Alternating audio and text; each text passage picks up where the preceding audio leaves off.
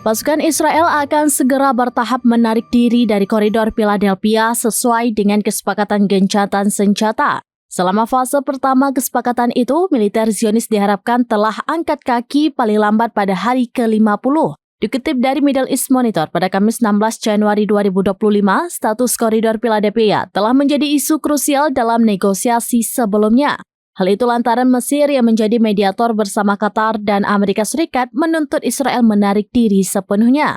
Seiring dengan itu, Presiden Amerika Serikat Joe Biden mengumumkan bahwa kesepakatan gencatan senjata telah disetujui. Kesepakatan itu juga meliputi penarikan pasukan pendudukan Israel secara bertahap. Begitu pula dengan pemulangan warga Palestina ke Gaza Utara dan pembangunan kembali jalur Gaza.